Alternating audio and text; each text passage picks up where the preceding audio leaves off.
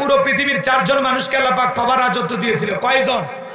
4 জন। এর মধ্যে হলো 2 জন ঈমানদার, একজন হলো নবী, নাম হলো সুলাইমান আলাইহিস সালাম, যাকে আল্লাহ রাব্বুল আলামিন পুরো পৃথিবীর রাজত্ব পাওয়ার ক্ষমতা দিয়েছিলেন।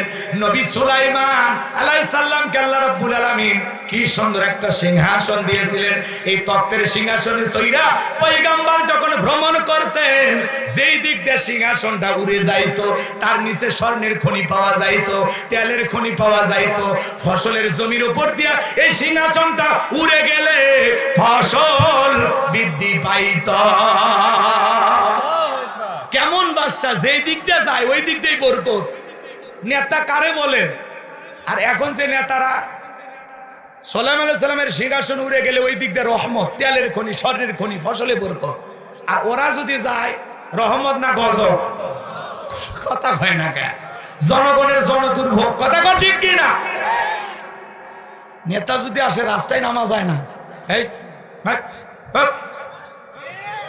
আছে না? নাই। বাংলাদেশের কথা বলতেছি না, ভারতের কথা বলতেছি। রাগ করতেছেন মনে হয়?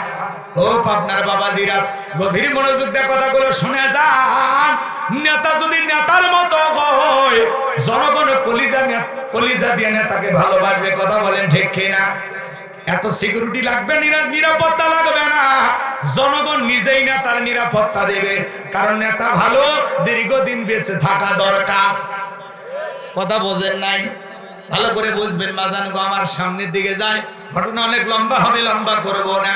তাহলে 1 নাম্বার, নবী সুলাইমান আলাইহিস সালামকে আল্লাহ রাব্বুল আলামিন পুরো পৃথিবীর রাজত্ব পাওয়ার ক্ষমতা দিয়েছিলেন। সুলাইমান আলাইহিস সালামের ইতিহাস যদি আমি আজকে বলতে যাই 2-3 ঘন্টায় শেষ হবে না। কিন্তু আমার আজকে এই কথাগুলো বলার উদ্দেশ্য না, আমার একটা টার্গেট আছে, টার্গেট অনুযায়ী আমাকে যেতে হবে। তাহলে 1 নাম্বার নবী সুলাইমান, আর 2 নাম্বার হলো বাদশা জুলকারনাইন, যাকে আল্লাহ রাব্বুল আলামিন পুরো পৃথিবীর রাজত্ব পাওয়ার ক্ষমতা দিয়েছিলেন। বাজানো গো, দীর্ঘ সময় ক্ষমতায় ছিলেন। সূর্য উদয় হতে সূর্য অস্তগামী পর্যন্ত পুরো পৃথিবীর ক্ষমতা আল্লাহ পাক বাদশা জুলকারনাইনকে দিয়েছিলেন। কথা বলেন ঠিক কিনা? তাকে আল্লাহ পাক একটি ঘোড়া দিয়েছিলেন পৃথিবী ভ্রমণের জন্য। ওই ঘোড়ায় যখন উঠতেন, এক এক কদমে ঘোড়াটা হাজার হাজার মাইল রাস্তা পাড়ি দিত। বলেন আল্লাহু আকবার। ভালো করে বুঝবেন বাজান গো আমার। তাহলে 2 জন ইমানদার, নবী সুলাইমান, বাদশা জুলকারনাইন, আর 2 জন কাফিরকে আল্লাহ রাব্বুল আলামিন পুরো পৃথিবীর রাজত্ব পাওয়ার ক্ষমতা দিয়েছিল। এর মধ্যে একজন বাদশার নাম হলো জালেম বাদশা বখতেনাসর। ভালো করে বুঝবেন বাজার গো আমার। ওই জামানায় একজন পয়গম্বরকে আল্লাহ রাব্বুল আলামিন পাঠিয়েছিলেন। সেই নবীর নাম ছিল দানিয়েল আলাইহিস সালাম। নবী দানিয়েল সালাম তার কওমের মানুষকে ডেকে বলেন, ও আমার বনি ইসরাইলের উম্মতারা, আল্লাহ রাব্বুল আলামিন তোমাদের দাসত্বের গোলামীর জীবন থেকে সুন্দর একটা জীবন দিয়েছেন। সেই কথা আল্লাহ রাব্বুল আলামিন পবিত্র কোরআনুল কারীমের ভেতরে বলেন, ইয়া বানি ইসরাঈল যাকুরু নি'মাতি আল্লাতী আন'আমতু আলাইকুম ওয়া আন্নী ফাদ্দালতুকুম আলাল আলামিন। নবী দানিয়েল ডেকে বলে, ও বনি ইসরাইল উম্মতেরা, তোমাদের বাপ দাদা কৃতদাস ছিল, গোলাম ছিল, মানুষের বাড়িতে চাকরের কাজ করত। বিদায় দাম্ভিকতা করো না, অহংকার করো না। সেই গোলামের জীবন থেকে আল্লাহ তাআলা তোমাদেরকে স্বাধীনতা দিয়েছে, মুক্ত জীবন দান করেছে। সেই জিন্দেগি থেকে তোমাদের জীবনকে আল্লাহ পরিবর্তন করে দিয়েছে। এখনো সময় আছে, এক আল্লাহর ইবাদত করো, দাম্ভিকতা করো না, অহংকার করো না, গাছের পূজা করো না, মাছের পূজা করো না, চন্দ্রের পূজা করো না, এক আল্লাহর ইবাদত করো। আমার আল্লাহ রাব্বুল আলামিনের গোলামিতে তোমরা জীবনটা কাটাও। উম্মতেরা ডেকে বলে, নবী পুরান দিনের গল্প শোনায় লাভ নাই। বাপ দাদা কৃতদাস ছিল, চাকর ছিল, আমরা তো আর চাকর না। আল্লাহ আমাদেরকে ধন সম্পদ অনেক কিছু দিয়েছে, বিদায় এক আল্লাহর ইবাদত করতে আমরা রাজি না। ওরা সম্পদের বড়াই করলো, অহংকার করলো, দাম্ভিকতা করার কারণে পয়গম্বর দিনে দাওয়াত দেয়, রাতে দাওয়াত দেয়, কোনো মতেই তারা দাওয়াত গ্রহণ করলো না। আল্লাহ নবী দানিয়েল আলাইহিস সালাম তখন ডেকে বলে, ও আমার কওমের মানুষেরা, ও আমার জাতির মানুষেরা, শুনে নাও, জেনে নাও, কোন কওমের মানুষ যদি দাম্ভিকতা করে, অহংকার করে, আল্লাহ তাআলা তাদের ঘরে 2 ধরনের আযাব আর গজব পাঠায়। 1 নাম্বার হলো আসমান জমিনের আযাব গজব পাঠায়া আল্লাহ তাদেরকে ধ্বংস করে দেয়, না হয় তাদের ভাগ্যে জালেম শাসক পাঠায়া দেয়। কষ্ট হচ্ছে? হাত তুলে বললেন একটা। আবার মাঝে মাঝে দুই একজন ওটা বসা করতেছেন, এটা ঠিক না। ওয়াদা ঠিক রাখা লাগবে। কষ্ট হচ্ছে আপনাদের? দোয়া করে দেব, না হলে বলেন। শেষে আর একটা আয়াত আছে, একটু শুনবেন না? একটু মনোযোগ দিয়ে শোনেন বাজান গো আমার। ওই জালেম বাদশা বখতে নাসর অল্প সময়ের মধ্যে ক্ষমতার চেয়ারে বসে গেল। নবী দানিয়েল আলাইহিস সালাম সহ তার ৭০,০০০ উম্মতকে জেলখানায় বন্দী করা হলো। সংক্ষিপ্ত করে একটু বলে দিয়ে যায়। নবী দানিয়েল আলাইহিস সালাম জেলখানায় গেলেন। এইবার চিন্তা করে, নবী মানুষ যদি জেলখানায় যায়, আজকে যারা কোরআনের দাওয়াত দিতে গিয়ে হক কথা বলতে গিয়ে জেলখানায় যায়, বোঝা লাগবে না নাইবে রাসূল যাও যারা হবে, ওলামায়ে কেরাম যারা হবে, দ্বীনের সঠিক কথা যারা প্রচার প্রসার করবে, মাঝে মাঝে তাদের কেউ জেলখানায় যাওয়া লাগতে পারে। ইমানদারদের পরীক্ষা দেওয়া লাগবে। কথা বলে ঠিক কিনা? ভালো করে বুঝবেন বাজান গো আমার। এইবার নবী দানিয়েল সালাম তার উম্মতদেরকে ডেকে বলে, কি ব্যাপার? কই গেল তোমাদের টাকার বড়াই? কই গেল তোমাদের ভালো থাকার অহংকার? এই দিনের ভয় তোমাদেরকে দেখাইতেছিলাম। হয় আল্লাহ আসমান জমিনের গজব পাঠায় ধ্বংস করবে, আর না হয় জালেম শাসক ভাগ্যে পাঠায় দেবে। আমার কথা কি সত্য হলো? উম্মতেরা ডেকে বলে, নবী আপনার কথা যে দিবালোকের মতো সত্য হবে এটা আমরা বুঝতে পারি নাই। আমরা যা করেছি ভুল করেছি। আপনার কাছে অনুরোধ করি, ও পয়গম্বর, আজ থেকে আপনি যা বলবেন আমরা তাই শুনবো। কথা দিলাম গো, আজ থেকে আমরা এক আল্লাহর ইবাদত করব, আর কোনো ভুল করব না। আজ থেকে আপনি যা বলবেন আমরা তাই শুনবো। নবী দানিয়েল ডেকে বলে, শোনো, তোমরা যদি তওবা করে ফিরে আসতে চাও, আমার আল্লাহর কাছে তওবা করতে হবে। আমার আল্লাহ একমাত্র জালেমের জেলখানা থেকে মুক্ত করে দিতে পারে। তাহলে আজকে রাত 12টার পরে আমি যখন আল্লাহ বলে ডাক দেব, আমার সঙ্গে তোমরা জেলখানা থেকে জাগ্রত হইয়া আল্লাহ বলে ডাক দিবা। কাকুতি মিনতি সহকারে গভীর নিশীথে আল্লাহর কাছে প্রার্থনা করব। একমাত্র আল্লাহ রাব্বুল আলামিনই পারে এই জেলখানা থেকে মুক্ত করার ব্যবস্থা করে দিতে। নবী আলাইহিস সালাম তার ৭০,০০০ উম্মতদেরকে নিয়ে রাতের বেলা যখন আল্লাহ বলে ডাক দিয়েছে, পয়গম্বর উম্মতেরা আল্লাহ বলে ডাক দিয়েছে, গভীর নিশীথে তারা কাকুতি মিনতি সহকারে আল্লাহর কাছে প্রার্থনা করতে লাগলেন। নবী দানিয়েল যখন চোখের পানি ছেড়ে দিয়ে কাঁদে, আর দেখো আমার উম্মতেরা ভুল বুঝতে পেরেছে, নিজেদের ভুল তারা স্বীকার করেছে, আর তারা গুনাহ করবে না, অন্যায় করবে না, আজ থেকে একমাত্র আপনার ইবাদত করবে। আল্লাহ গো, আপনি আমার উম্মতদেরকে মাফ করে দেন। আমার আল্লাহ ডেকে বলে, ও নবী দানিয়েল, আর কান্নাকাটি করতে হবে না। তোমাদের দোয়াকে আমি আল্লাহ মঞ্জুর করে নিয়েছি, তোমাদের তওবাকে আমি আল্লাহ কবুল করে নিয়েছি।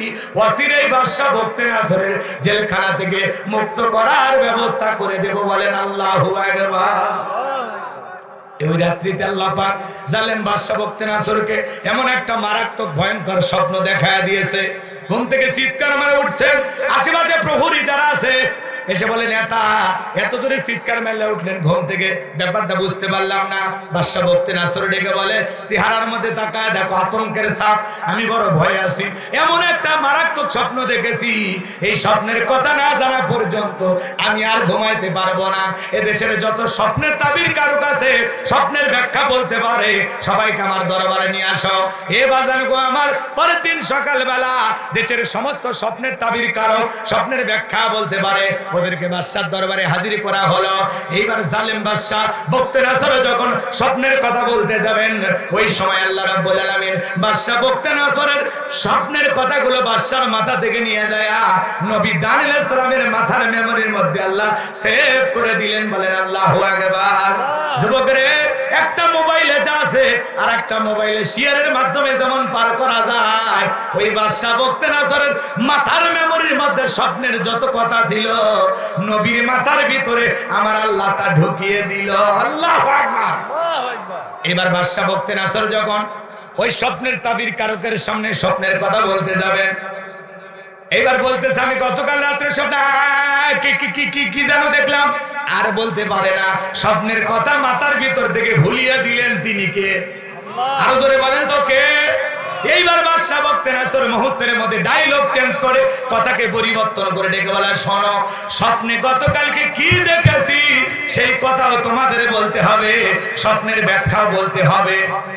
জনগণ ডেকে বলে, বাদশা তো পাগলামি কথা, স্বপ্ন দেখেছেন আপনি, আমরা কিভাবে বলবো? বলা সম্ভব? বাদশার স্বপ্নের কথা কি জনগণ জানে? এইবার বাদশা ডেকে বলে, শোনো, তোমরা নাকি গায়েব জানো, স্বপ্নের কথা যদি না বলতে পারো 7 দিনের সময় বেঁধে দিলাম, 7 দিনের আলটিমেটাম দিলাম। এর মধ্যে স্বপ্নে কি দেখেছি সেই কথাও বলতে হবে, স্বপ্নের ব্যাখ্যাও বলতে হবে, না হলে 7 দিন পরে আমি সবাইকে ফাঁসি দিয়া মারব। জনগণের কোনো অপরাধ আছে? হ্যাঁ, তার মানে কি বুঝলেন? জালেমদের কাছে অপরাধ লাগে না। জালেমদের মনের মধ্যে যা আসে মনের মতি গতি অনুযায়ী, যারে চাই ফাঁসি দেয়, যারে চাই ছেড়ে দেয়। কথা কয় না, কথা কয় না। বাদশা কি বললো? 7 দিনের মধ্যে স্বপ্নের ব্যাখ্যার, স্বপ্নের কথা না বলতে পারলে সবগুলোকে ফাঁসি দিয়ে মারবো। বাদশা বকতে নাসর, স্বপ্নের কথা না জানলে তার টেনশন, সে মারা যাবে। জনগণের কোনো অপরাধ আছে? কিন্তু জালেমদের পাওয়ারের গরম 7 দিনের সময় বেঁধে দিল। এইবার পুরো ঘটনা থেকে আপনারা একটু শুনবেন, কার কার ইচ্ছা হয় একটু হাতটা তোলেন তো দেখি। লিল্লাহি তাকবীর, হাত নামা। আর একটা আয়াতে কারিমা আছে, ওইটার জন্য 10টা মিনিট আপনাদের কাছে চেয়ে নিলাম, এরপরে আবার এদিকে ব্যাগ আসবে। কথা হয় না? বিরক্ত হয়েছে? প্রতিপক্ষের ভাইরা একটু বলতেছে, হুজুর একটু বলে দেন। এই জন্য সব দিক চিন্তা ভাবনা তাকাইয়া আমি একটু 10টা মিনিট আপনাদের কাছে চেয়ে নিলাম। কষ্ট হবে? একটু দিলটা নরম করে শুনুন। সবাই মনে করেন আমরা মারা গেছি, কবরে যেতে হবে, এই কথা ভেবে একটু কথাগুলো শুনবে, দিলটা নরম করে, সবার অন্তরটা একটু নরম করেন, আর কানটা খরগোশের মতো খাড়া করে খালি কথাগুলো শুনবেন হৃদয় দিয়া। আমার আল্লাহ রাব্বুল আলামিন বলেন, আল্লাযী খলাকাল মাউতা ওয়াল হায়াতা লিয়াবলুয়াকুম আইয়ুকুম আহসানু আমালা ওয়া হুয়াল আজিজুল গফুর।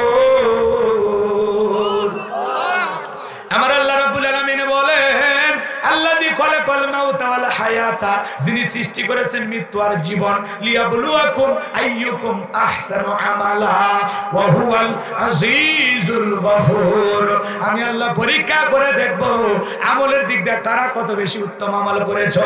আমি আল্লাহ পরীক্ষা করে দেখব আমলের দিক দিয়ে কার আমল কত বেশি সুন্দর। আমার আল্লাহ পরীক্ষা করে দেখবেন কার আমল কত ভালো। যার আমল ভালো তার আখিরাত ভালো, যার আমলে ভেজাল তার অবস্থা বড় খারাপ। কথা বলেন ঠিক কিনা? একটু গভীর মনোযোগ দিয়ে শুনবেন। আল্লাহ দেখে বলেন, আল্লাযী খলাকাল মাউতা ওয়াল হায়াতা, জীবন মৃত্যুর মালিক কে? দুনিয়াতে যত বড় পাওয়ারফুল নেতা থাক, ওর পক্ষে কি সম্ভব, ওর পক্ষে কি সম্ভব একটা মৃত ব্যক্তিকে জীবিত করা? কথা কয় না?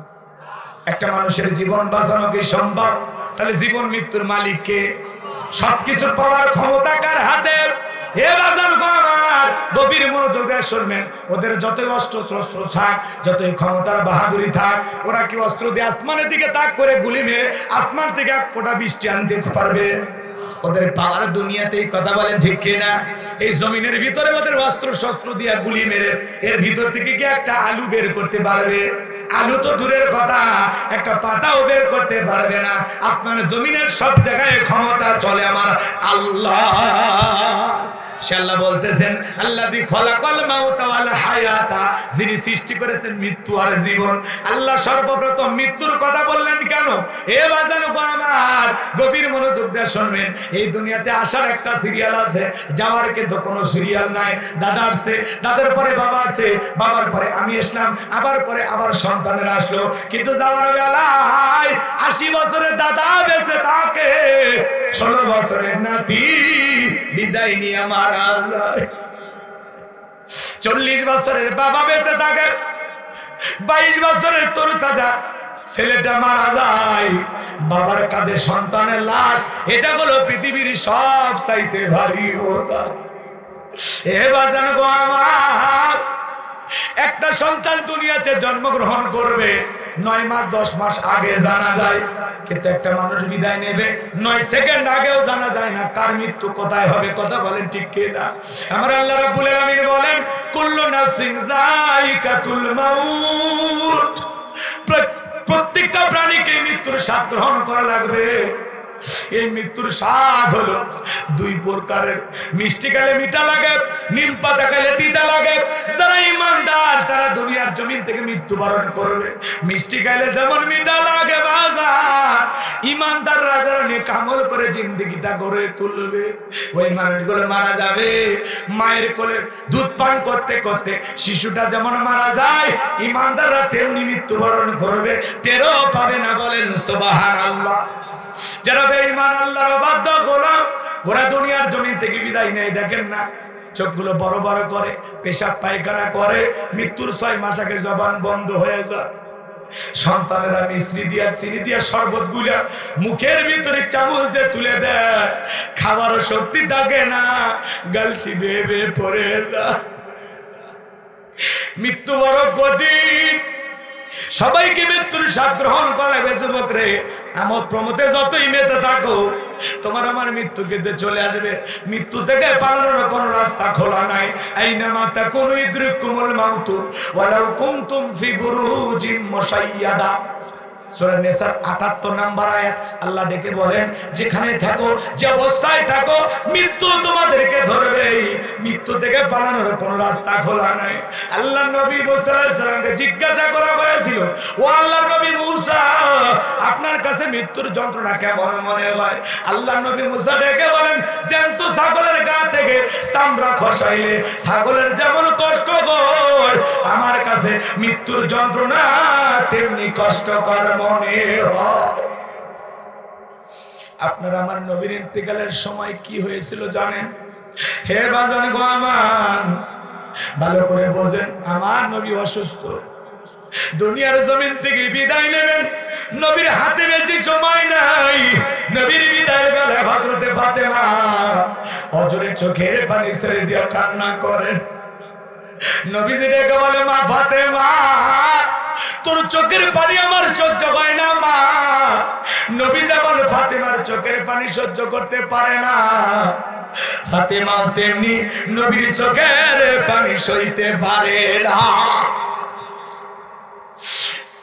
হযরতে ফাতেমা একদিন রাসূলের বাড়িতে এসেছিলেন, দরজায় এসে ডাক দিলেন, আব্বা জান দরজা খুলে দেন।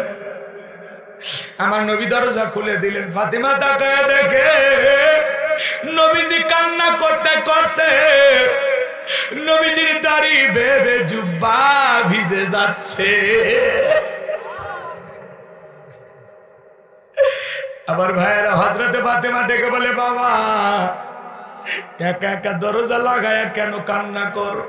কি হয়েছে গো বাবা? আমার মা খাদিজার কথা ভেবে কি কান্না করে? নাকি চাচা আবু তালেব বড় ভালোবাসতো, তার কথা ভেবে কান্না করে? কি হয়েছে গো আপনার? আমাকে একটু কি খুলে বলা যায় না? আমার নবী ডেকে বলে, মা ফাতেমা, আমি তোর মা খাদিজার কথা ভেবে কান্না করি না, আমার চাচা আবু তালেবের কথা ভেবে কান্না করি না। আমি কান্না করি মা, আমাকে যখন মেরাজ করতে নিয়ে গেল মা, জিবরাইলের সাথে যখন আমি মেরাজ করতে গেলাম, আমাকে যখন জান্নাত ঘুরে দেখাইলো মা, জান্নাতের নিয়ামত দেখার পরে মনটা হয়ে গেল খুশি। আল্লাহর কাছে দোয়া করলাম বেশি বেশি আমার গুনাহগার উম্মতেরা যেন হয় জান্নাতবাসী। সুবহানাল্লাহ, জোরে বলেন। এরপরে যখন জিবরাইল ডেকে বলে, নবী গো জান্নাত কি আপনার পছন্দ হয়েছে? আমার নবী বলে, আমার অনেক পছন্দ হয়েছে। এইবার ডেকে বলে, নবী গো চলেন আপনাকে একটু জাহান্নামটা ঘুরে দেখায়। এইবার যখন জিবরাইল আমাকে জাহান্নামের ভিতরে প্রবেশ করাইলো মা, আমি তাকায় দেখি ওই জাহান্নামের ভিতরে পুরুষের চাইতে নারীদের সংখ্যা হলো বেশি। আমি তাকায় দেখি মা, এক শ্রেণীর নারীদের চুলের মুঠিগুলো আসমানের দিকে তুলে ধরা হয়েছে, পা থেকে মাথা পর্যন্ত জাহান্নামের আগুন দাউ দাউ করে চলতেছে মা। গরম পানি যেরকম থকবক থকবক করে, ওদের দেহটা তেমনি ভাবে জাহান্নামের আগুনে জ্বলতেছে। ওদের চিৎকারে মনে হয় আসমান জমিন ভেঙে পড়বে মা। আমি একবার তাকাইয়া আর তাকাইতে পারলাম না।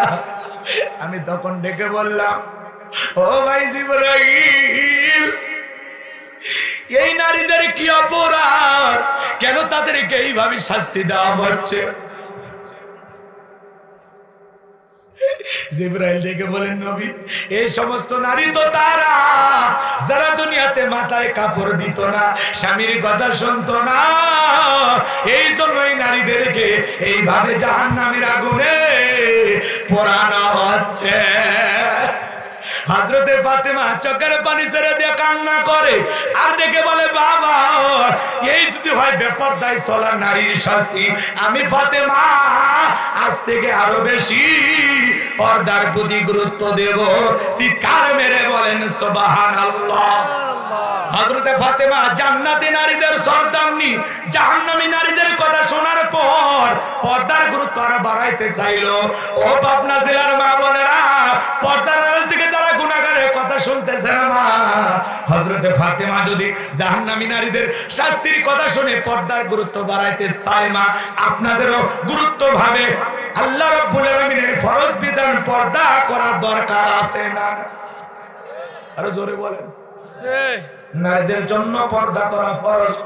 অকরনা ফি বুয়ুতিকুন্না ওয়ালা তাবাররাজনা তাবাররুজাল জাহিলিয়াতিল উলা। নারীরা তোমরা ঘরের ভিতরে অবস্থান করো, খবরদার জাহিলিয়াতের যুগের মেয়েদের মতো নোংরা অশ্লীল পোশাক পরে নিজের দেহকে প্রদর্শন করো না। নারীদের জন্য পর্দা করা ফরজ। পর্দাতেই নারীকে সুন্দর দেখায়। পর্দাশীল নারীর উপরে আল্লাহর রহমত নাজিল হয়। পর্দাগুলো নারীর সিকিউরিটি। পর্দা নারীকে নিরাপত্তা দেয়। কথা বলে, যে নারী বোরকা পরে, পর্দা করে, নামাজ পড়ে, কোরআন তিলাওয়াত করে, ওই নারীর পেট থেকে নামাজি নেককার কোরআন পড়নেওয়ালা সন্তান জন্মগ্রহণ করে। ক্ষেত ভালো তো ফসল ভালো, মা ভালো তো সন্তান ভালো। আমাকে একটা শিক্ষিত মা দাও, আমি একটা শিক্ষিত জাতি উপহার দেব। মা বোনের এত আরামে এসে আছে, তারপরেও কিন্তু বলে আমরা সুখে নাই। কত মানুষ সুখে নাই মা। আল্লাহ আপনাদের কত ভালো রেখেছে। গতকালকে আমি যখন রাতের বেলায় বগুড়া রেল স্টেশনে গেলাম, কিছু গরিব মানুষকে কম্বল দেওয়ার জন্য বাজার, আমি তাকায়া দেখলাম, আহারে কত মানুষ শুয়ে আছে, শীতের কাপড় নাই, থরথর করে কাঁপতেছে। এ বাজার গো, আমার ওই গরিব মানুষগুলোর বাড়ি নাই, ঘর নেই, পথে পড়ে থাকা মানুষগুলো রাস্তার উপরে শুয়ে আছে। যে কনকনে শীত, প্রচন্ড ঠান্ডা, মোটা মোটা ল্যাপ কম্বল দিয়ে আমাদের শীত যায় না। বদ্ধ ঘরের ভিতরে থেকে আমাদের শীত যায় না, বড় কষ্ট হয়। আর ওই মানুষগুলো খোলা আসমানের নিচে, রাস্তার মাঝখানে যে ব্যারিকেডটা থাকে, ওর মাঝখানে শুয়ে আছে চেরা খাতা উইয়া। যখন বলতে গেলাম, মনের ভিতরে বড় দুঃখ লাগলো। আল্লাহ গো, দুনিয়াতে এমন মানুষ পড়ে আছে যাদের দেখার কেউ নেই, যাদের পাশে দাঁড়ানোর মতো কেউ নাই। বুকটা বেড়ে যায় কষ্টে। আজকে যদি বাংলার জমিনে ইসলামী সমাজ আমরা কায়েম করতে পারতাম, একটা মানুষকে এইভাবে পথে পড়ে থেকে, রেল স্টেশনে পড়ে থেকে ঘুমানো লাগতো না। ইসলামী রাষ্ট্র তাকে নিরাপদ একটা জীবন দিত, নিরাপদ একটা বাসস্থান দিত। কথা বলেন ঠিক কিনা? রেল স্টেশনে কত মানুষ শুয়ে আছে, বাজার শত শত মানুষ পড়ে আছে, এরকম কাঁপতেছে, থরথর করে কাঁপতেছে। আমি যখন কম্বলটা শরীরের উপরে দিলাম, আমাকে কেউ কেউ আনন্দে সালাম দিতেছে, কেউ আনন্দে বলতেছে হুজুর বড় ভালো কাজ করেছে, কেউ আবার বলে আমার একটা কম্বল দিয়েছেন, আমার শীতের পোশাকটাই আমি বড় খুশি হয়ে গেছি। এই জন্য মাঝে মাঝে এই সমস্ত পথে পড়ে থাকা মানুষের দিকে তাকাবেন, একটু সহযোগিতা দেবেন, শীত বস্ত্র বিতরণ করবেন। দেন না বাজান, আল্লাহ ধনী বানাইছে, টাকাওয়ালা বানাইছে, অথবা জীবনে যতটুকু অর্থ দিয়েছে আল্লাহ, সেখান থেকে কিছু একটু গরিব দুঃখীকে দেন, দিলে কমবে না, আল্লাহ বাড়ায়া দিবে। ওয়া মিম্মা রাযাকনাহুম ইনফিকুন। আল্লাহ ডেকে বলে, আমি যে রিজিক দিয়েছি নিজেও খাও, আমার রাস্তায় ব্যয় করো। সাইল দরিদ্র মানুষকে দিতে হবে, এই ওয়ার্ডার কার। ওয়া আম্মাসা ইলা ফালা তানহার। বলেন আল্লাহু আকবার। আমার আল্লাহ ডেকে বলে, কোন সাইল দরিদ্র মানুষ যদি তোমার কাছে যায়, খবরদার খালি হাতে ফেরত দিও না। বাজান গো, আমি যখন এলাকায় গেলাম, আমার এলাকা তো গাইবান্ধাই, আপনারা জানেন আমাদের এলাকার গরিব মানুষ বড় বেশি। তাদেরকে কম্বল দিলাম, তারা বলতেছে বাবারে শীতের ভিতরে কত কষ্ট করে তুমি আমাদের কম্বল দিয়েছ, আল্লাহর কাছে তোমার জন্য দোয়া করো। যত মানুষকে দিলাম বাজার, কত মানুষের দিন একটা বাচ্চা নিয়ে রাস্তার উপর। এজন্য বাজান গো, আমার গরিব দুঃখী মানুষের জন্য কিছু করবে।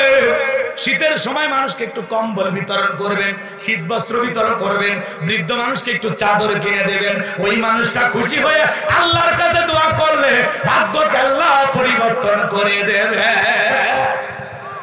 মানুষকে দেবেন, দেওয়ার মধ্যে আনন্দ আছে। গরিব দুঃখী মানুষকে দিতে পারলে এর ভিতরে তৃপ্তি আছে, ভালো লাগা আছে। কিন্তু এইভাবে এই সমাজের মানুষদের কল্যাণ করা যাবে না। এদের ভাগ্যকে পরিবর্তন করতে হলে, এদের ভাগ্যের চাকাকে ঘুরাইতে হলে কোরআনের সমাজ কায়েম করতে হবে, ইসলামী রাষ্ট্র কায়েম করতে হবে। কথা বলেন ঠিক কিনা? আমার ভাইরা চলেন সামনের দিকে, যা কষ্ট পাচ্ছেন মনে হয়। দুঃখী মানুষের কষ্ট দেখলে বড় মায়া লাগে বাজার। এজন্য মাঝে মাঝে কবরস্থানের দিকে তাকায়া দেখবেন কত মানুষ সাহিত্য আছে। কথা বলেন ঠিক কিনা? দেখবেন আপনার অহংকার সব ধুলে মিশে যাবে। মাঝে মাঝে হাসপাতালের বেডে দেখবেন কত মানুষ শুয়ে আছে, তাদের আহাজারি কান্নাকাটি আপনাকে বলে দিবে অহংকারে করে কোনো লাভ নাই। আল্লাহ মুহূর্তের মধ্যে তোমারে অসুস্থ বানায় হাসপাতালের বেডে শুয়ে রাখতে পারে। এজন্য সদা সর্বদাই শুকরিয়া আদায় করতে হবে কার? নিয়ামতের শুকরিয়া আদায় করতে হবে কার? লাইন শাকারতুম লাযিদান্নাকুম ওয়া লাইন কাফারতুম ইন্না আযাবি লাশাদীদ। আল্লাহ ডেকে বলেন, নিয়ামত পাওয়ার পরে যারা শুকরিয়া আদায় করে আমি আল্লাহ পাক তাদের নিয়ামত সমূহগুলোকে বাড়ায়া দেই। আর যারা নিয়ামত পাওয়ার পরে না শুকরিয়া আদায় করে, অকৃতজ্ঞ হয়ে যায়, আমি আল্লাহ তাদের নিয়ামতগুলোকে ছিনায় নেই। আর তাদের জন্য কঠোর আযাব, শাস্তির ব্যবস্থা রয়েছে। জোরে বলেন নাউযুবিল্লাহ। আল্লাহ সম্পদ দিলে দেন না বাজার, একটু গরিব দুঃখীকে দেন, দেখবেন এর ভিতরে তৃপ্তি আছে, ভালো লাগা আছে, আনন্দ পাবে, মনের ভিতরে আলাদা একটা শান্তি কাজ করবে। কথা বলে ঠিক কিনা? আমরা গরিব দুঃখীর পাশে দাঁড়াবো তো ইনশাআল্লাহ। কথা মনে হয় ভুলে গেছেন, কি বলছিলাম? মা বোনদের উদ্দেশ্যে বলেছিলাম, মা হযরত ফাতিমা পর্দার গুরুত্ব বাড়াইতে চাই। মা আপনারা অবশ্যই পর্দার প্রতি আরো বেশি যত্নবান হবেন, পর্দা করবেন। মা পর্দা আপনাকে জান্নাতে নিয়ে যাবে। কথা বলেন ঠিক কিনা? নারীদের জন্য এদিকে খেয়াল করেন, সবচাইতে গুরুত্বপূর্ণ ইবাদতের নাম হলো পর্দা। কথা বলেন, চারটা আমলে মা বোনদের আটটা জান্নাতের দরজা খোলা। 1 নাম্বার নামাজ, 2 নাম্বার রোজা, 3 নাম্বার ফরজ পর্দা, 4 নাম্বার স্বামীর খেদমত। কথা কি বোঝা গেল? মা বোনদের আমল কম, দাম বেশি। কথা বলেন ঠিক কিনা? এই জন্য মা বোনদেরকে বলো, মা জীবনে কোনোদিন নামাজ কাজা করবেন না, রোজা ছাড়বেন না, বেপরদাই বাইরে বের হবেন না। মা পর্দা আপনার সিকিউরিটি দিবে, পর্দা আপনাকে নিরাপত্তা দিবে। পর্দাশীল নারীর উপরে আল্লাহর রহমত নাজিল হয়। সুবহানাল্লাহ। আমার মা বোনদেরকে পর্দা করে আল্লাহ পাক হযরতে ফাতিমার সাথে একই জান্নাতে কবুল করুন। জোরে বলুন আমিন। আরো জোরে বলুন আমিন। নারীরা পর্দা করবে, পুরুষ হিসেবে আপনার একটু দায়িত্ব পালন করা লাগবে। আপনার দায়িত্ব আপনার স্ত্রীকে পর্দা করানো, বাবা হিসাবে আপনার দায়িত্ব আপনার মেয়েকে পর্দা করানো। কথা বলে ঠিক কিনা? পড়াবো তো ইনশাআল্লাহ। আল্লাহ কবুল করেন। জোরে বলেন আমিন। একটু কথাগুলো মনোযোগ দিয়ে শোনেন বাজান। নবীজির কথা বলতে চাইছিলাম, ভুলে গেছেন মনে হয়। বিশ্ব নবী ডেকে বলে, মা ফাতেমা তোমার চোখের পানি আমি সইতে পারি না। মা তোমার কানটা আমার মুখের কাছে লাগায় দাও। হযরতে ফাতেমা যখন কানটা বিশ্ব নবীর মুখের কাছে লাগায় দিলেন, আমার নবীজি ফিস ফিস করে কি জানো বললেন। হযরতে ফাতেমার কান্না বন্ধ হয়ে গেল। আম্মা জান আয়েশা ডেকে বলে, ও আমার মেয়ে ফাতিমা, তোমার আব্বা জানি কি এমন কথা বলেছে যার কারণে তোমার কান্না বন্ধ হয়ে গেল? হযরতে ফাতেমা ডেকে বলে, মা আমার বাবা আমাকে বলেছেন বাবার ইন্তিকালের পরে সর্বপ্রথম বাবার সাথে আমার সাক্ষাৎ হবে। চিৎকার মেরে বলেন সুবহানাল্লাহ। জিবরাইল দরজায় নবীজিকে সালাম দিলেন, আসসালামু আলাইকুম ইয়া রাসূলুল্লাহ ইয়া হাবিবাল্লাহ। হুজুর নবী গো, আমি জিবরাইল আপনার অপেক্ষায় দাঁড়িয়ে আছি। আসমান থেকে শুধু আমি আজকে একা আসি নাই, আমার সাথে আরেকজন ফেরেশতা এসেছেন যার নাম হলো মালাকুল মউত আজরাইল। ও নবী, যে ফেরেশতা দুনিয়ার কারো বাড়িতে ঢোকার পারমিশন নেয় না, অনুমতি নেয় না, কিন্তু আপনার অনুমতির অপেক্ষায় আমরা আপনার দরজায় দাঁড়িয়ে আছি। আমার নবী ডেকে বলে, মা ফাতেমা দরজা খুলে দাও, দরজা খুলে দাও। বলো বিশ্ব নবীর কাছে জিবরাইল আর আজরাইল উপস্থিত হয়ে গেলেন। মালাকুল মউত আমার নবীকে সালাম দিলেন, আসসালামু আলাইকুম ইয়া রাসূলুল্লাহ। নবী গো, আপনি কেমন আছেন? আমার নবী ডেকে বলে, মালাকুল মউত, এখন আমি কিছুটা সুস্থ আছি। আজরাইল ডেকে বলেন, নবী, আমার আল্লাহ আমাকে বলেছেন আমার বন্ধু যদি অনুমতি দেয় বন্ধুর জানটা কবজ করবা। আমার বন্ধু যদি অনুমতি না দেয় রে মালাকুল মউত, এক মুহূর্ত দেরি করবি না। আমার বন্ধুর যতদিন মনে চায় আমার বন্ধু ততদিন দুনিয়াতে থাকবে। আমার নবী ডেকে বলে, আজরাইল আর কি কোনোদিন আসবা না? ডেকে বলে, নবী অবশ্যই আল্লাহ যেদিন বলবেন সেদিন আসব। আমার নবী ডেকে বলে, মালাকুল মউত রে, আর আসতে হবে, তুমি এসেছো, তুমি তোমার কাজ করতে পারো। নবী যে যখন অনুমতি দিলেন, কেমন নবীর উম্মত আমরা, যে নবীর কাছে আজরাইল এসে অনুমতি চাই জানটা কবজ করার জন্য, কেমন দামি নবী পাইছি, যে নবীর জন্য আমার মালিক দিওয়ানা, যেই নবীকে আমার আল্লাহ মুহাব্বত করে বলেন হাবিবুল্লাহ। কেমন নবীর উম্মত, আখির নবীর আখির উম্মত আমরা। মালাকুল মউত যখন নবীজির রূহটা বের করার জন্য বুকের উপরে হাত রেখে দিয়েছে, আমার নবী তখন কেঁদে বলে, মালাকুল মউত রে, আর সইতে পারি না, তাড়াতাড়ি হাতটা নামায়া নাও। আমার নবী চোখের পানি ছেড়ে দিয়ে কাঁদে আর বলে, মালাকুল মউত, এই যদি হয় মৃত্যুর যন্ত্রণা আমার উম্মতেরা সহ্য করতে পারবে না। আজরাইল ডেকে বলে, নবী বিশ্বাস করে, আমার আল্লাহ বারবার বলেছে মালাকুল মউত রে, আমার বন্ধুর সাথে যেন কোনো বেয়াদবি না হয়। বিশ্বাস করেন গো নবী, দুনিয়ার সব চাইতে কম কষ্ট দিয়া আপনার জানটা আমি আজকে বের করার চেষ্টা করতেছি। আমার নবী ডেকে বলে, মালাকুল মউত, এই যদি হয় মৃত্যুর সব চাইতে কম যন্ত্রণা আমার উম্মতেরা সহ্য করতে পারবে না। কেমন নবী পাইছি, মৃত্যুর সময় উম্মতের কথা বলে না। সুবহানাল্লাহ বলেন। আমার ভাইরা, আমার নবী ডেকে বলে, মালাকুল মউত, আমার কাছে কথা দাও, আমার কাছে ওয়াদা দাও, আমার উম্মতদেরকে মৃত্যুর সময় কষ্ট দিবা না। মালাকুল মউত ডেকে বলে, নবী গো, আপনার কাছে আমি ওয়াদা দিলাম, আপনার উম্মতের মধ্যে যারা নেককার হবে, যারা আপনার আদর্শ মেনে চলবে, নবী গো, আপনার রেখে যাওয়া বিধান মোতাবেক যারা চলবে, নবী গো, যারা মুমিন মুত্তাকি হবে, ঈমানদার হবে, নেক আমল করবে, কথা দিলাম গো নবী, আপনার ঈমানদার নেককার মুমিন উম্মতদের রূহটা বের করার সময় আমি ইহসান করব, তাদের জন্য কষ্ট কম হয় আমি সেই চেষ্টাটাই করব, কথা দিলাম গো নবী, তাদের মৃত্যুর যন্ত্রণাটা আমি আল্লাহ তাআলার হুকুমে সহজ করে দেব। বলেন আল্লাহু আকবার।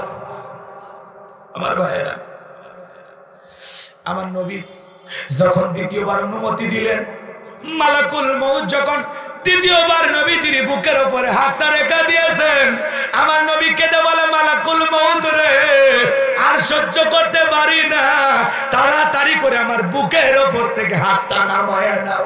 আমার কাছে মনে হয় ওই পাহাড় আমার বুকের উপরে চেপে ধরা হয়েছে। এই যদি হয় নবীর কাছে মৃত্যুর যন্ত্রণা, যেটা হলো মালাকুল মউত নিজেই বলে, নবী গো, দুনিয়ার সবচাইতে কম কষ্ট দেয়া আপনার রূহটা বের করা আমি চেষ্টা করতেছি। আমার আল্লাহ বারবার বলেছেন, মালাকুল মউত আমার বন্ধুর সাথে যেন কোনো বিয়াদবি না হয়। বিশ্বাস করেন গো নবী, দুনিয়ার সবচাইতে কম কষ্ট দেয়া আপনার রূহটা বের করার আমি সতর্কতার সহিত চেষ্টা করতেছি। নবীর কাছে ভালো করে বোঝেন বাজান গো আমার, নবীর কাছে মালাকুল মউত এইভাবে মৃত্যুর কথাগুলো বললেন। ভালো করে বোঝেন, রাসূলের কাছে মৃত্যুর যন্ত্রণা যদি এমন কষ্ট করা মনে হয়, নবীর কাছে যদি মনে হয় মালাকুল মউতের হাতটা পাহাড়ের সমপরিমাণ, চিন্তা করেন আপনার আমার মৃত্যুর যন্ত্রণা কত কঠিন হতে পারে। গুনাহ করতে করতে জীবনটাকে শেষ করে দিয়েছি, কবরের ভয় আমাদের মনের ভিতরে নাই। এই কবরস্থানের উদ্যোগে আজকে মাহফিল, ওই কবরস্থানে কত মানুষ শহীদ হয়ে আছে, কত মানুষের জানাজায় আপনারা উপস্থিত হয়েছেন। আজকে সকালবেলা হয়তোবা মাইকে আপনার নামটা এলান হতে পারে, এই গ্রামের অমুক ব্যক্তি বেঁচে নাই, ইন্না লিল্লাহি ওয়া ইন্না ইলাইহি রাজিউন।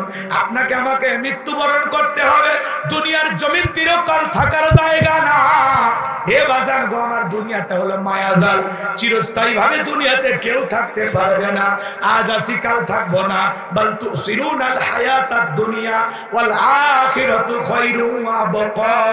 তোমরা দুনিয়ার জীবনকে প্রাধান্য দিচ্ছ, অথচ আখিরাতের জিন্দেগি হলো চিরস্থায়ী। যেই জীবনের শুরু আছে শেষ নাই, সেই চিরস্থায়ী জিন্দেগির জন্য নেক আমল করার দরকার আছে না নাই? কষ্ট হচ্ছে আপনাদের? বিরক্ত হবেন না বাজার, আমি গুনাহগারের কথাগুলো একটু দিল দিয়ে অনুধাবন করেন। আজকে দুনিয়ার লোভ লালসা আপনাকে আমাকে আল্লাহ থেকে বিমুখ করে রেখেছে। কথা বলে আল্লাহর ইবাদত থেকে গাফিল করে রেখে দিয়েছে। দুনিয়ার লোভ লালসা আমাদেরকে মানুষ থেকে অমানুষ বানাইছে। এজন্য আল্লাহ বলেন, আলহাকুমুত তাকাসুর হাত্তা যুরতুমুল মাকাবির। তোমরা প্রাচুর্যের প্রতিযোগিতায় পাগল হয়ে আছো। দুনিয়ার সম্পদ, লোভ লালসা, প্রাচুর্যের প্রতিযোগিতা আল্লাহর ইবাদত থেকে তোমাদেরকে বিমুখ করে রেখেছে, গাফেল করে রেখেছে। দুনিয়ার লোভ লালসা থামবে কখন? হাত্তা যুরতুমুল মাকাবির। এই কবরের মাটি যেদিন আপনার আমার মুখের ভিতরে ঢুকবে, সেদিন আমাদের সমস্ত লোভ লালসার স্বাদ মিটে যাবে। কবরের মাটি মুখে না ঢোকা পর্যন্ত আমাদের লোভ লালসা কমবে না। কথা বলে না কেন? যার সাইকেল আছে কয় মোটর সাইকেল হলে ভালো হয়, মোটর সাইকেল আছে কয় চার চাকার গাড়ি হলে ভালো হয়। কথা কন, ওইটা হলে কয় প্যারাডো হলে ভালো হয়। কথা কন ঠিক কি না? এরপরে ভালো করে বোঝেন যে মেম্বার আছে কয় চেয়ারম্যান হলে ভালো হয়, চেয়ারম্যান আছে বলে এমপি হলে ভালো হয়, এমপি আছে বলে মন্ত্রী হলে ভালো হয়, মন্ত্রী হলে বলে প্রধানমন্ত্রী হলে ভালো হয়। যেটা বাংলাদেশে সুযোগ নাই। জন্মের পর থেকে দুইজন ম্যাডামকেই শুধু দেখলাম। কথা কন না আপনার রাগ করতেছেন? ভালো করে বোঝেন, এক দেশের প্রধানমন্ত্রী আর এক দেশের প্রধানমন্ত্রী হতে চায়। এই যে চাওয়া, এই যে লোভ, কথা কয় না, এই যে দুনিয়ার মায়া জাল আমাদেরকে পাগল বানাইছে। যার পাবনা শহরে বাড়ি আছে, ও বলে না ঢাকায় একটা বাড়ি বানাইলে আরো ভালো হয়। ঢাকায় যদি আল্লাহ বাড়ি করার তৌফিক দেয়, তখন বলে বিদেশে কানাডা একটা বাড়ি বানাইলে ভালো হয়। টাকলা মুরাদের মতো বাড়ি বানাইবা, কিন্তু ঢুকতে দেবে না। আমেরিকায় বাড়ি বানাবা, যাইতে পারবা না। কথা কন, রাগ করতেছে। এই যে আমাদের লোভ, লোভ, দেশের টাকা বিদেশে পাচার করার লোভ, দুনিয়াতে টিকে থাকার লোভ। কথা কয় না? আছে না নাই? এই লোভ লালসা মানুষকে অন্ধ বানাইছে, পাপের সাগরে ডুব দিতে বাধ্য করতেছে। কথা বলে ঠিক কিনা? যার 1 বিঘা জমি আছে কয় 2 বিঘা হলে ভালো হয়, 5 লাখ টাকা ব্যাংক আছে কয় 10 লাখ হলে ভালো হয়, 1 কোটি আছে বলে 2 কোটি মিলাইতে পারলে আরো ভালো হয়। এই যে লোভ লালসা, আরো চাই, গাড়ি চাই, বাড়ি চাই, নারী চাই, সম্পদ চাই, পাওয়ার চাই, ক্ষমতা চাই। এই যে দুনিয়ার লোভ লালসা আপনাকে আমাকে পাগল বানাইছে। কিন্তু বাজান দুনিয়াটা ক্ষণিকের, কিছুই নিয়ে যেতে পারবো না। এখন মৃত্যু হয়ে গেলে দেখে রঙিন পোশাক খুলে উলঙ্গ করে গোসল করায় দেবে, এরপরে সাদা কাপড়ে, মাত্র 3 টুকরা সাদা কাপড়ে চকলেটের মতো মোড়ায়া এই দামি দেহটা কবরে রেখে দেবে। কত শ্যাম্পু মাখলেন, সাবান ব্যবহার করলেন, একটু ময়লা পলিশ, এই কবর চিতে হবে। এই যে ছোট্ট একটা বাচ্চা গজল গাইলো, শুনলেন না? কথা কয় না, কি বললো? কবরে একটা গজল শুনলেন না আপনারা? 6 দিন পরে নখ কষে যাবে, 9 দিন পরে চুল। কবর গাগের সামান নিতে কইরো না কেউ ভুল। কবর জায়গা ভালো নয়, কবর জায়গা ভালো নয়। আমল দিয়ে কবর গৃহ সাজিয়ে নিতে হয়। কথা বলে ঠিক কিনা? 17 দিনে পেটে পোকার খাদ্য হবে, 7 দিন পরে ঘোস্তা দেবে না, কঙ্কাল পরে রবে। 90 দিনে হাড়গুলি সব, 90 দিনে হাড়গুলি সব আলাদা হয়ে রয়। কবর জায়গা ভালো নয়, কবর জায়গা ভালো নয়, কবর জায়গা ভালো নয়, কবর জায়গা ভালো নয়। আমল দিয়ে কবর গৃহ সাজিয়ে নিতে হয়। যার আমল ভালো তার আখিরাত ভালো। আমার নবীজি হাদিস শরীফের ভিতরে বলেছেন, ক্বালা রাসূলুল্লাহি সাল্লাল্লাহু আলাইহি সাল্লাম, ইন্নামাল কুবরু রাউযাতুম মিন রিয়াদিল জান্নাহ আও হুফরাতুম মিন হুফারিন নার। রাহু তিরমিজি, তিরমিজি শরীফের হাদিস। বিশ্বনবী আমল ভালো, মৃত্যুর সঙ্গে সঙ্গে আমার আল্লাহ পাক তার কবরটাকে জান্নাতের বাগান বানায় দেবেন। যে নেক আমল করে কবরে যাবে, ওই ছোট্ট মাটির কবর আর ছোট্ট থাকবে না, আল্লাহ প্রশস্ত করে দেবে। ওই কবর থেকে জান্নাত পর্যন্ত একটা সুন্দর রাস্তা আল্লাহ তৈরি করে দেবে। চিৎকার মেরে বলেন সুবহানাল্লাহ। আরে ভাই, বাসর ঘরে দুলিয়ামিয়া যেমন আরামের ঘুম ঘুমায়, ইমানদাররা তেমনি কবরে ঘুমাবে। ইসরাফিল যেদিন ফুৎকার মারবে তখন বলবে, এই মাত্র ঘুমাইলাম, আমার কাঁচা ঘুমটা কে ভাঙলো? মনে হবে জহরের নামাজ পড়ে আসর পর্যন্ত ঘুমাইছি। কথা বলে ঠিক কিনা? কবরে থাকা ইমানদারদের সময় টেরি পাবে না, হাজার হাজার বছর কেটে যাবে। কথা বলে ঠিক। কিন্তু হাদিস শরীফের ভিতরে আমার নবী বলেন, আও হুফরাতুম মিন হুফারিন নার। যারা গুনাহে অন্ধকার কবরে চলে যাবে, ওই কবরটা হবে তার জন্য জাহান্নামের আগুনের গর্ত। এই আগুনের গর্ত, জাহান্নামের আগুনের গর্ত। ভালো করে বোঝেন। আমার নবী এক জায়গায় বসা, জিবরাইল আসলেন, দেখে বলেন, নবী এই মুহূর্তে একটা শব্দ আওয়াজ হয়েছে, আপনি কি শুনতে পাইছেন? আমার নবী বলে, হ্যাঁ শুনতে পেয়েছি। এইবার বিশ্বনবীকে জিবরাইল শোনায় দিলেন, নবী আজ থেকে 70 বছর আগে জাহান্নামের গর্তের মুখে আল্লাহ একটা পাথর ছেড়ে দিয়েছে। এই মাত্র জাহান্নামের তলদেশে গিয়ে পাথরটা পৌঁছাইলো। চিন্তা করেন পাবনার মুসলমানেরা, একটা পাথর পড়তে 70 বছর যদি সময় লাগে, আল্লাহ না করুক, আল্লাহ না করুক, আপনার আমার গুনাহের কারণে, অপরাধের কারণে আসমান জমিনের মালিক আল্লাহ যদি বেজার হইয়া একবার ওই জাহান্নামের গর্তের মুখে ফেলে দেয়, আপনার আমার অবস্থাটা কেমন হবে? কে হবে? কেমনে বাঁচবো আমরা?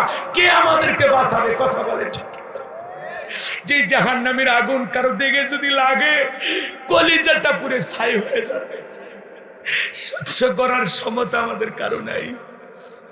আমার ভাইরা, সেই কবরের জন্য নেক আমল করার দরকার আছে না? হে যুবক, তুমি 7 দিনের জন্য কক্সবাজার চলে যাও, সফর মাত্র 7 দিন। একটা ব্যাগ রেডি করো, ওই ব্যাগের ভিতরে কাপড় থাকে, মোবাইল থাকে, চার্জার থাকে, বান্ধবীর নামের ডায়েরি থাকে। কথা কয় না? বান্ধবীর রুমাল থাকে, ভুলো না আমায়, স্মৃতি নিয়ে যাও, বইয়ের ডায়েরি নিয়ে যাও। সফর মাত্র 7 দিন, তার জন্য একটা ব্যাগ লাগে। 7 দিনের সফরের জন্য একটা প্রস্তুতি লাগে। আর তুমি কবরের জিন্দেগিতে যাইবা, যেই জীবনের শুরু আছে শেষ নাই, যে সফরের শুরু আছে শেষ নাই। এ যুবক, ওই কবরের সফরে যাওয়ার আগে, ওই পরকাল নামের সফরে যাওয়ার আগে আল্লাহ রাব্বুল আলামিন এই দুনিয়ার সফর শেষ করে যেদিন আমাদের ডাক আসবে ওই অন্ধকার কবরে, এই যুবক তোমাকে আমাকে যেতে হবে। যেখানে বছরের বছর বছর থাকবো, ওই কবরের জিন্দেগিতে আমরা কি মাল সামানা না রওনা করেছি, কতটুকু নেক আমল করে রওনা করেছি। যুবক মনে করো একটা আমল নামার ব্যাগ, যুবক দেখো তো তোমার ওই আমল নামার ব্যাগের ভিতরে 5 ওয়াক্ত সালাত আছে কিনা, নামাজ আছে কিনা, রোজা আছে কিনা, ওয়াজ আছে কিনা, যাকাত আছে কিনা, পিতামাতার খেদমত করেছে কিনা, বিবির হক আদায় করেছে কিনা, আত্মীয় স্বজনের হক আদায় করেছে কিনা, পাড়া প্রতিবেশীর হক আদায় করেছে কিনা, দান সদকা করেছে কিনা। এই যুবক আল্লাহ রাব্বুল আলামিনের কাছে জবাব দেওয়ার আগে 2টা মিনিট বালিশে মাথা রেখে একটু চিন্তা করো, আমি যে পরকালে যাব মালিকের কাছে কি জবাব দিব, কতটুকু নেক আমল করেছি, এই আমলের দ্বারা পরকালে পার পাবো কিনা, আল্লাহর আদালতে আমি বিচার দিবসে ছাড় পাবো কিনা। হে যুবক, তোমাকে আমাকে একটু চিন্তা করার দরকার আছে না? না, তাহলে নেক আমল করে কারা কারা কবরে যাবেন 2 হাত তুলে আল্লাহকে একবার দেখা। আল্লাহ পাক আমাদের সবাইকে নেক আমল করে আমাদের কবরগুলো সাজানোর তৌফিক দান করুন, জোরে বলুন আমিন। বাকিটা যেমন 5 ওয়াক্ত সালাত মসজিদে গিয়ে জামাতের সহিত আদায় করে তৌফিক দান করুন, জোরে বলুন আমিন। যুবক, মৃত্যু আসবে, কবরে যেতে হবে। এই মুহূর্তে তুমি চিন্তা করে এখনই যদি মৃত্যু হয় কি জবাব দিবা? একটা পার হয়ে গেছে, মৃত্যু স্মরণই নাই। কষ্ট পাইছেন আপনারা? হে যুবক, আজকের মাহফিল থেকে এমন কোন যুবক আসো হাত তুলে ওয়াদা দিবা যে হুজুর জীবনে কোনোদিন দাড়ি কাটবো না। এরকম 2-1জন যুবক আসো, হাত তুলে ওয়াদা দিবা, পরিবর্তন হয়ে যাবে। রসুলের এই সুন্নতটাকে ভালোবেসে দাড়ি নিয়ে কবরে যাবেন। কারা কারা একটু হাত তোলেন। আল্লাহ আমাদের সবাইকে দাড়ি রাখার তৌফিক দান করুন, জোরে বলুন আমিন। হাত নামান। এইবার ভাই ভাই শেষ শেষ শেষ একটা ওয়াদা আপনাদের কাছে চাই।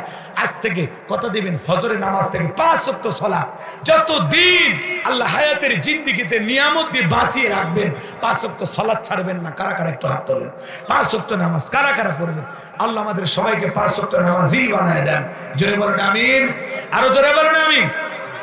হাত নামান। কথা অনেক বাকি আছে না বাবাজি, আর কষ্ট দেব না চাচা মিয়া।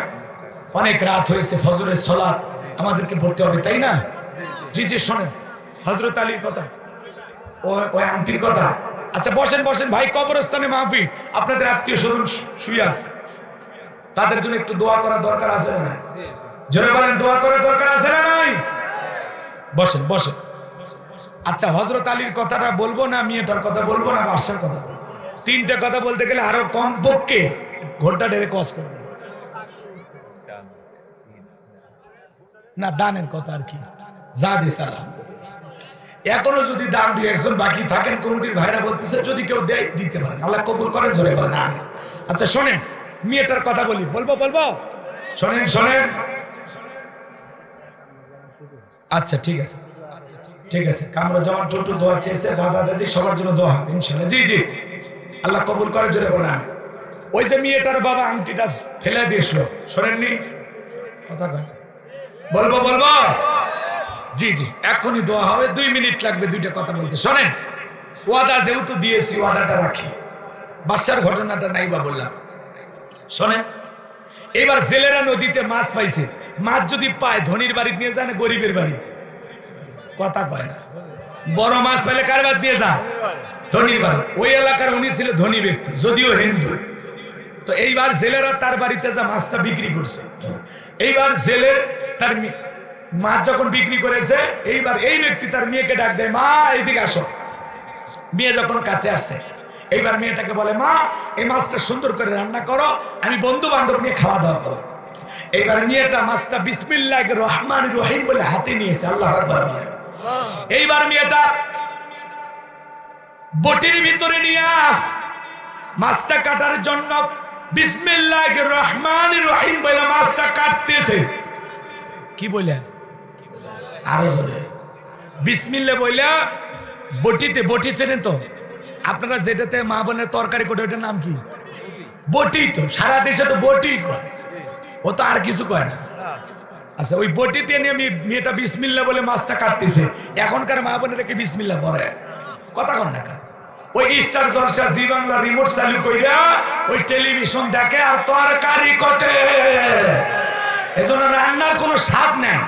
কোনোদিন লবণ দিতে ভুল হয়, কোনোদিন হলুদ দিতে ভুল হয়।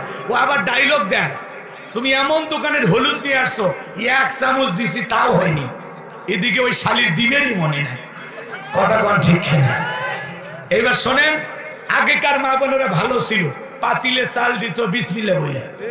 মা বোন রাগে কার মা বোন, দাদি নানি আমাদের মায়েরা কথা কর, পাতিলে চাল দিত বিসমিল্লাহ বলে, আলু তরি তরকারি কুটেছিল বিসমিল্লাহ বলে, এমনকি চুলাতে আগুনটা লাগানোর সময় বিসমিল্লাহ বলেই আগুন লাগাইছে। আমল ছিল, কথা কয় না। এখন আমল আছে, ওই স্টার জলসা জি বাংলা দেখে আর ওই যে তরকারি করে। একজন ভাই আবার বলতেছে হুজুর স্টার জলসার ওয়াজ একটু কইরেন। আচ্ছা ভাই, এই ওয়াজ করে আমার কোনো লাভ আছে? আপনারাই কর। আপনার বাড়িতে এলইডি আছে, কালো একটা তার ঢুকে দিছে, এটা কি ওয়াজ দে বন্ধ হবি? আর এক লোক মদের দোকানদার হুজুরের কাছে 500 টাকা নিয়ে এসে বলে হুজুর দোয়া করেন আমার ছেলেটা যেন মদ না খায়। তো ভাই আপনি কি কেন মদের দোকানদার? তো ও যদি মদের দোকানদার হয় ছেলে মদ খাবে না? কথা কর না কেন? তা আপনি এলইডি কিনে রাখবেন, ডিশের লাইন টেলিভিশন সবকিছু চালু রাখবেন, আর হুজুরের ওয়াজ দিয়ে বন্ধ করবেন। একটা কৌশল শিখে দেই, আমার ওয়াজ ছাড়াই বন্ধ হবে। আজকে বাড়ির যা কেসি চেনেন, কেসি কথা কর, ওই কেসি দিয়ে রাতের বেলায় ওই কালো তারটা কাটে দিবেন, হুজুরের ওয়াজ ছাড়া সব চ্যানেল বন্ধ। কথা কয় না, বন্ধ হবে না। যাই হোক, আর কথা না বলে মেয়েটা বিসমিল্লাহির রহমানির রহিম বইলা মাছটা কাটা শুরু করে, কাটতে কাটতে মাছের পেটের ভিতরে পাইছে আংটি। সুবহানাল্লাহ। এইবার ধুইয়া মুছে পকেটে রাখছে। বাবা মেহমান নিয়ে খাওয়া দাওয়া শেষে যখন বলেছে মা আংটিটা কোথায়, মেয়েটা বিসমিল্লাহির রহমানির রহিম বইলা যখন জামার পকেট থেকে আংটিটা বের করে দিয়েছে, বাবা তখন বলতেছে অসম্ভব, অসম্ভব, আমি নিজে তোর পকেট থেকে আংটিটা চুরি করে নিয়ে যা, বাড়ির পাশে নদীতে ছুঁড়ে মারছে, আংটি পাইলি কোথায়? তখন বলতেছে বাবা আপনি ষড়যন্ত্র করেছেন আমাকে ফাঁসানোর জন্য, আর আমার আল্লাহ কৌশল করেছেন তার বান্দিকে বাঁচানোর জন্য। আমি এমন এক আল্লাহর ইবাদত করি যে আল্লাহ তার বান্দা বান্দিকে বিপদে ফেলে তামাশা দেখেন। আল্লাহু আকবার বলেন। এইবার মেয়েটা যখন আংটি বের করে দিয়েছেন, বাবা তখন বুঝতে পেরেছেন মেয়ে যে ধর্ম লালন পালন করে এই ধর্ম সত্য, এতে কোনো সন্দেহ নাই। তখন পরিবারের সবাই কালেমা পড়ে মুসলমান হয়ে গেল। আর একটু জোরে বলেন সুবহানাল্লাহ।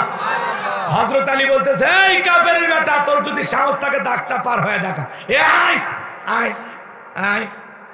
এইবার হযরত আলীর কথা শুনে ওই এক পা সামনে আসে, 3 পা পিছনে যায়। আল্লাহু আকবার বলেন। এইবার যখন হযরত আলী তাকায়া দেখে ওর কাঁধে থাকা সেই 3.5 মণ ওজনের তরবারি আল্লাহ কাঠের তক্তা বানায় দিয়েছে। সত্যি কমলো না বাড়লো? আল্লাহু আকবার বলেন।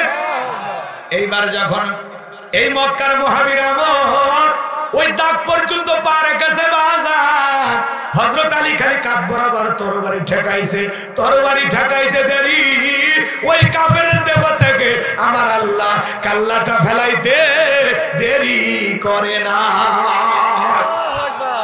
হযরত আলী খালি কাঁধ বরাবর তরবারি ঠেকাইছে, কোপ দেয়নি, তরবারি ঠেকাইছে, আর মুহূর্তের মধ্যে দেহ থেকে কাল্লাটা নিচে পড়ে গেছে। আল্লাহু আকবার।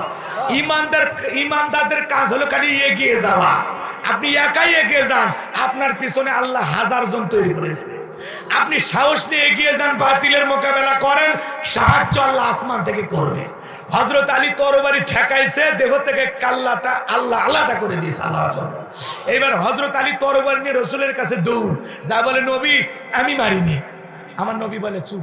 এরপরেও কিছু ঘটনা ছিল, ওই দিকে আর নাই বা গেলাম। এইবার শোনেন, আমার আল্লাহর নাম আল্লাহ। আমার আল্লাহর নাম কি? আমার আল্লাহর নাম আল্লাহ। আমার আল্লাহ ডেকে বলে আমার নাম আল্লাহ। যারা আমি এবং আমার রাসূলের সাথে দিতে চাই পাল্লা, আমি রাখবো না তাদের ঘাড়ে কাল্লা। চিৎকার মেরে বলেন সুবহানাল্লাহ। জালেমেরা যতই বাড়াবাড়ি করুক না কেন, নমরুদের বিদায় হয়েছে, ফিরাউনের বিদায় হয়েছে।